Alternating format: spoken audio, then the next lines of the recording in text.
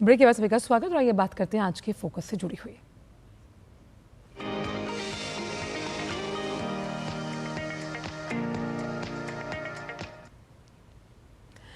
भारत ने एक बड़ा आर्थिक मुकाम हासिल कर लिया। आईएमएफ ने जो अपनी ताज़ा रिपोर्ट जारी की, यानी कि इंटरनेशनल मॉनेटरी फंड, उसने बताया कि भारत दुनिया की चौथी सबसे बड़ी अर्थव्यवस्था बन गया। आईएमएफ के आंकड़ों के मुताबिक भारत की जीडीपी अब $4 ट्रिलियन को पार कर गई और इस मामले में भारत ने किसे पीछे छोड़ा? जापान को। वहीं नीति आयोग के सीईओ बीवीआर सुब्रमण्यम ने हाल ही में जो 10वीं गवर्निंग काउंसिल की मीटिंग थी नीति आयोग की, उसमें बताया कि भारत दुनिया की चौथी सबसे बड़ी इकोनॉमी है। सही योजना और सोच के साथ भारत अगले 2.5 से 3 साल में जर्मनी को पछाड़कर जल्द ही तीसरी सबसे बड़ी अर्थव्यवस्था बन सकता है। यानी कि फ्रेजाइल 5 से हम कैसे स्टेबल 5 में पहुंचे हैं, हम इस ग्राफिक्स के जरिए समझने की कोशिश करेंगे कि भारत की जो आर्थिक प्रगति है उसमें बल कैसे है। तो भारत सबसे इंपॉर्टेंट जो एस्पेक्ट वो ये है कि चौथी सबसे बड़ी अर्थव्यवस्था बन गया और ये भारत की आर्थिक प्रगति को जो है वो दर्शाता है।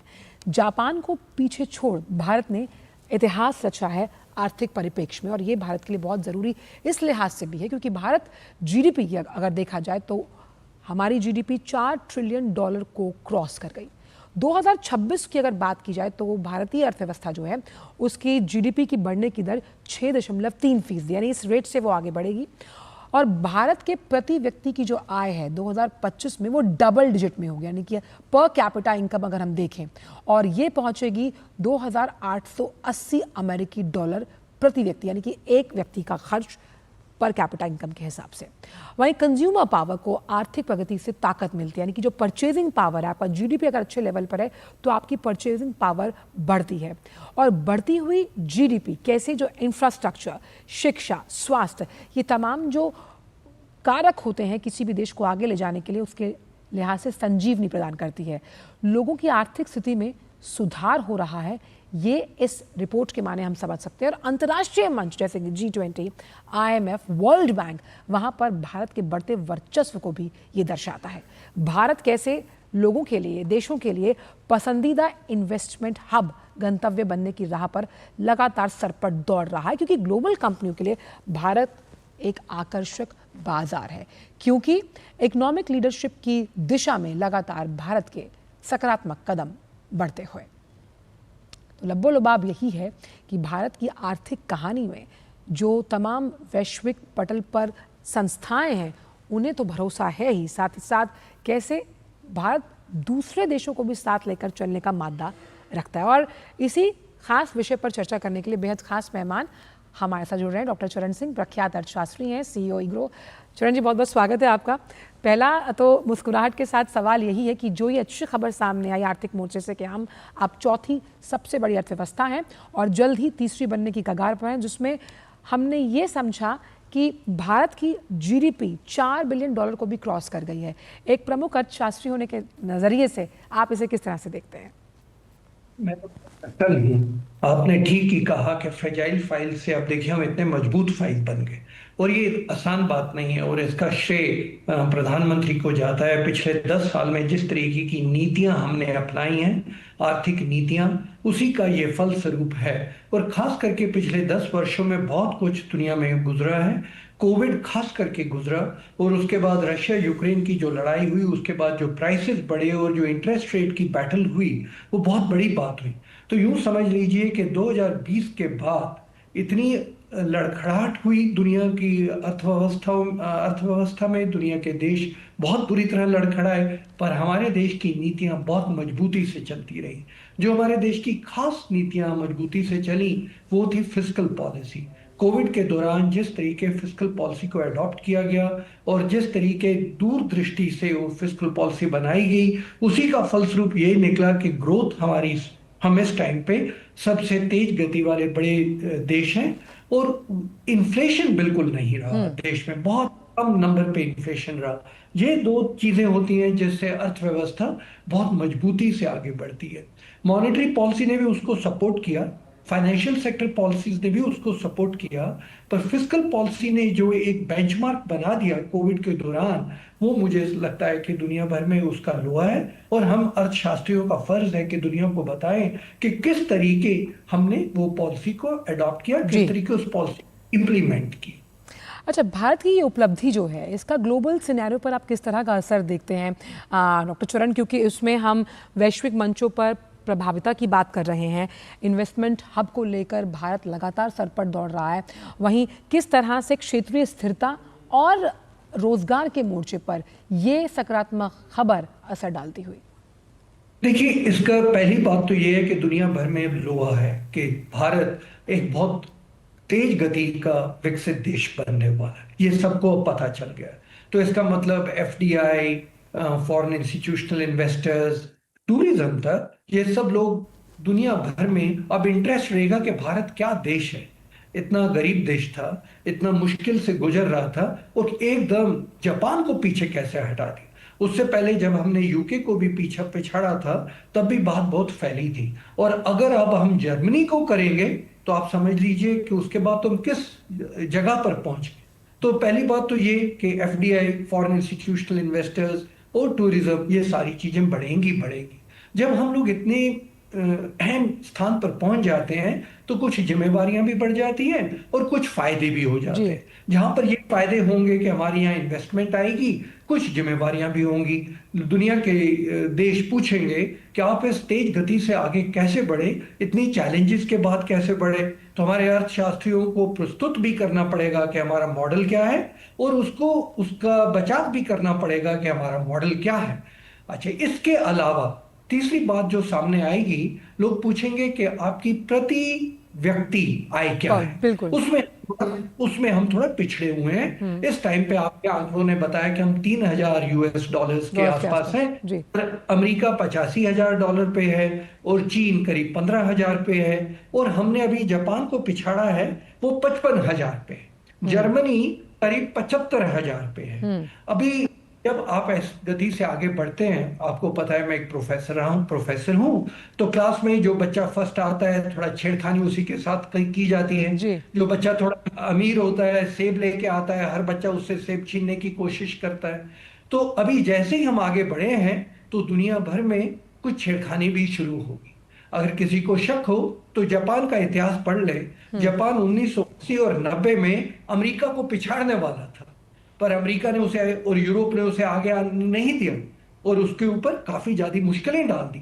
आप हाल ही में देखिए, यूरो है, यूरो जब बनाया गया उसको डॉलर के अगेंस्ट पिच करने का प्रयत्न किया गया। जी। 2000 यूरो की आय, 74,000 लोग हैं वहां लेकिन पर, डॉक्टर चरण, उनकी इसमें अगर हम देखें तो इकोनॉमिक लीडरशिप का कितना बड़ा आप रोल मानते हैं? क्योंकि कई ऐसी नीतियां जिनको फलीभूत करने के लिए आपको एक स्ट्रॉन्ग इकोनॉमिक और पॉलिटिकल विल चाहिए, उसका कितना बड़ा रोल आप मानते हैं? जैसे कि आपने कहा कि with great powers come great responsibilities. देखिए, बहुत ज्यादा जिम्मेवारी बढ़ेगी, और आपको रेडी भी रहना पड़ेगा कि ये जो विकसित देश हैं आसानी से आगे नहीं आने देंगे, ये बीच में अड़चने डालेंगे। इसी कारण पॉलिटिकल लीडरशिप और इकोनॉमिक लीडरशिप का बहुत बड़ा रोल रहेगा। इसलिए मैं कहता हूं कि जो सीज फायर अभी हुआ, बहुत सोच समझ कर हुआ, ताकि देश की ग्रोथ पे असर ना पड़े। जो हम सबक देना चाहते थे दे दिया, पर ग्रोथ पे फर्क नहीं पड़ना चाहिए, और ग्रोथ में फर्क ना पड़े उस कारण हमें शांति बहुत जरूरी रहेगी। और उसी कारण जो नीतियां हैं, खास करके जो हमारी एग्रीकल्चर की नीति, इंडस्ट्री की नीति, एक्सपोर्ट की नीति से आगे रखनी पड़ेगी। आपको एक बात मैं बताने में बहुत प्रसन्न हो रहा हूं कि जिस तरीके की नीतियां हमने इस पिछले 10 साल में चलाई हैं, जी। कोरिया ने 1962 से लेके 1989 तक, उस टाइम पे बहुत चैलेंजेस आए थे दुनिया भर में, उन्होंने अपनी नीति को एकदम सीधा रखा, का नहीं, और किसी चीज पे हमारी डायरेक्शन नहीं बदलेगी, अटेंशन नहीं बदलेगी। ये बाकी के देश कुछ ना कुछ खिलवाड़ करते रहेंगे, पर हम अपनी नीति पे सीधे टिके रहेंगे। चाइना में भी यही हुआ। 1980 से लेके 2010 तक चाइना को भी काफी चैलेंजेस आए, और दुनिया ने भी चैलेंजेस दी, पर फिर भी चाइना टिका रहा। उसी तरीके हमारे देश के अभी जो कूटनीति है, रक्षा नीति है, और आर्थिक नीति है, उसको बहुत संभल कर रहना पड़ेगा, और एकदम अपने लक्ष्य पे टिके रहना पड़ेगा। जिस तरीके अर्जुन ने मछली की आंख पे नजर टिकाई हुई थी, उसी तरीके हमें ग्रोथ पे नजर टिकानी पड़ेगी। अभी एक बात और मैं कहना चाहूंगा, अगर हम लोग विकसित 2047 तक होना चाहते हैं, तो हमारी प्रति व्यक्ति आय करीब $17,000 होनी चाहिए। जी। हो सकता, अगर नीतियां टिकी रहे। और आप कह रहे थे सीईओ नीति कल कह रहे थे, उन्होंने साफ कहा कि अगर नीतियां नीतियां ठीक रही और हम उस पर टिके रहे तो ये हम लोगों के लिए मुमकिन है। उसमें 10 इसलिए जी प्रधानमंत्री ने सब राज्यों को कहा कि साथ मिलके चलो, जी हम इस मुकाम पर आ गए हैं कि अभी हम इधर टारगेट हिट कर सकते हैं। बिल्कुल। और 10 साल में भारतीय जो अर्थव्यवस्था है वो 105% की के आसपास बढ़ी है। इसमें आप कौन कौन से अहम सेक्टर्स का रोल सबसे पिविटल पॉइंट पे इम्पॉर्टेंट मानते हैं? जैसे इंफ्रास्ट्रक्चर है, हम बात करते हैं मैन्युफैक्चरिंग की, हम बात करते हैं कृषि की। वो 3 इम्पॉर्टेंट सेक्टर्स जो आगे आने वाले समय में जो हमने आर्थिक प्रगति को लेकर एक ऐसा सपन देखा है जिसमें हम 2047 तक विकसित भारत के उस लक्ष्य को छू पाएंगे।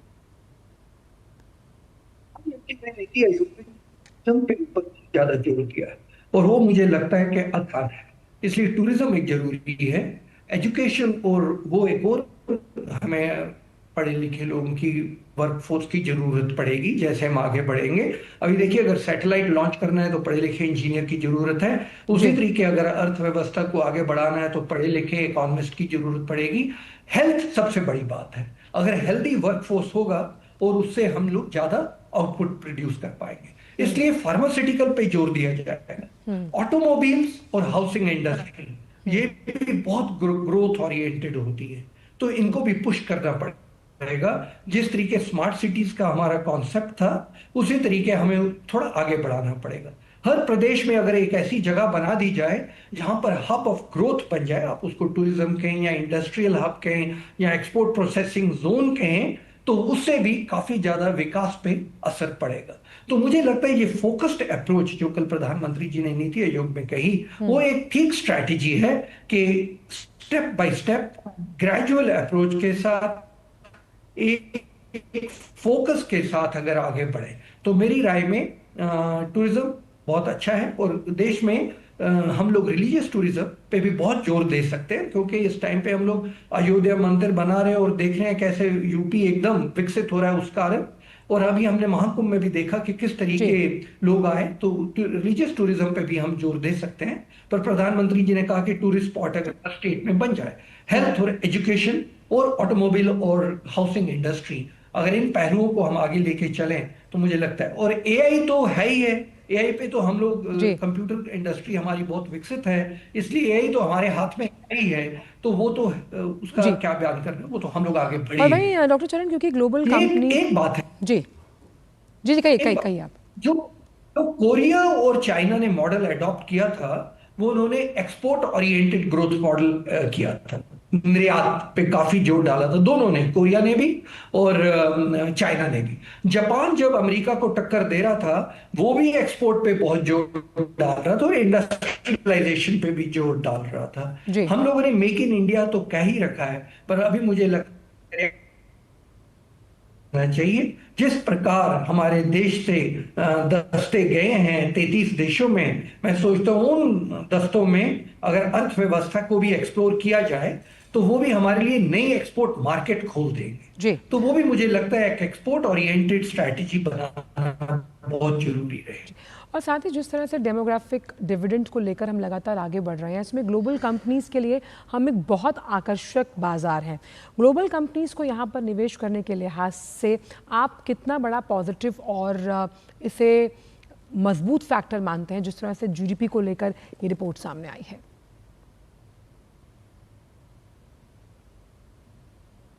डॉक्टर चरण, चलिए दोबारा संपर्क साधने की कोशिश करेंगे डॉक्टर चरण के साथ, लेकिन जिस तरह से रिपोर्ट जो सामने आई है उसमें भारत को ग्लोबल कंपनीज जो हैं क्यों पसंद कर रहे हैं? क्योंकि हमारे पास डेमोग्राफिक डिविडेंड के साथ साथ तमाम वो सुविधाएं और चेक्स एंड बैलेंसेस का सिस्टम मौजूद है जिनके लिए भारत एक आकर्षक बाजार के तौर पर उभर कर सामने आ रहा है। डॉक्टर चरण, मेरी आवाज़ अब तक पहुंच रही है? हेलो जी डॉक्टर चरण, अभी आपकी आवाज दोबारा आई है जी, आप सुन पा रहे हैं? तो मेरा सवाल था कि ग्लोबल कंपनीज के लिए किस तरह से भारत जो है एक उभरता हुआ और साथ ही साथ अनएक्सप्लोरेबल एवेन्यूज है कुछ सनराइजिंग सेक्टर्स को लेकर, जिसमें हम artificial intelligence, semiconductors, chip industry का जिक्र करते हैं।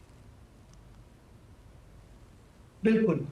जो इंटरनेशनल मार्केट है, आपको पता ही है कि कोविड के कारण चीन में थोड़ी हलचल हुई थी, तो इसलिए जो इंटरनेशनल ग्लोबल कंपनीज हैं वो थोड़ा अनसर्टन फेज से चल रही हैं। उसी के साथ साथ जिस तरीके अमेरिका की टैरिफ पॉलिसीज ने थोड़ी हलचल बनाई है, उसके अगेन ग्लोबल कंपनीज में काफी हलचल है। आपको पता ही है कि जो एप्पल के आईफोन्स बनते हैं, जी। अमेरिका एडमिनिस्ट्रेशन कह रही थी कि वो आप अमेरिका में बनाएं, पर उनके सीईओ ने कह दिया कि जब मैं इंडिया में उनको बनाता हूं, मेरा मुनाफा $450 है पर फोन सेट बिल्कुल। पे, अगर मैं वही अमेरिका में बनाऊंगा तो सिर्फ वो $10 रह जाएगा। इस तरीके को जो इंडिया की वर्कफोर्स कॉम्पिटिटिव है और इंडिया का एनवायरनमेंट डेमोक्रेटिक है, पर इंडिया का एनवायरनमेंट एकदम कंजीनियल और कन्वीनियंट है और इकोसिस्टम फ्रेंडली है, इसलिए जो ग्लोबल कंपनीज हैं वो सोच रही हैं कि हमें इंडिया में लोकेट करना है। इंडिया में कुछ एरियाज ऐसे हैं जो एकदम वर्जिन है, जी। नॉर्थ ईस्ट हम लोग बहुत डेवलप कर सकते हैं, पर कुछ एरियाज ऐसे हैं जैसे महाराष्ट्र है, गुजरात है, साउथ इंडिया के स्टेट्स हैं, खास करके बेंगलोर है जो ऑलरेडी एआई हब है, उनमें ऑलरेडी इंफ्रास्ट्रक्चर लेड आउट है। तो मुझे लगता है इन चीजों का फायदा इंडिया को भी ले लेना चाहिए। अर्थनीतियां, क्योंकि दुनिया भर की कंपनियां हमारी तरफ देख रही हैं, हमारी जी। अर्थनीति और हमारी इंडस्ट्रियल पॉलिसी को उस तरीके अब बनना चाहिए कि हम इन लोगों को अपनी तरफ अट्रैक्ट कर पाए। बांग्लादेश से काफी कंपनियां टेक्सटाइल के लिए इधर आ रही हैं, श्रीलंका में हलचल हुई, जी। फिर वो हमारे देश की तरफ देख रही हैं। तो ग्लोबल पिक्चर हमारे लिए अभी बहुत बढ़िया और बिल्कुल बन वैश्विक गई है, लेवल पर और जिस तरह क्योंकि से, हमारी नीतियों के कारण हम चौथी जगह पर आ गए हैं। जी, और वैश्विक लेवल पर लगातार भारतीय आर्थिक व्यवस्था का डंका बज रहा है, जिसका असर अब हम ये देख पा रहे हैं कि फ्रेजाइल 5 से कैसे हम स्टेबल और मजबूत अर्थव्यवस्थाओं की कतार में आकर अग्रणी रूप से खड़े हुए हैं। बहुत बहुत शुक्रिया डॉक्टर चुरेन, तमाम जानकारियों को हमसे साझा करने के लिए। बहुत बहुत शुक्रिया अपना कीमती समय डीडी न्यूज़ को देने के लिए। तो वक्त हो चला है कि हम आपसे विदा लें, लेकिन जाने से पहले आपको छोड़ जाते हैं कारोबार जगत की कुछ अहम खबरों के साथ। अंदाज रहेगा फटाफट। आप बने रहिए डीडी न्यूज़ के साथ। दीजिए इजाजत, नमस्कार।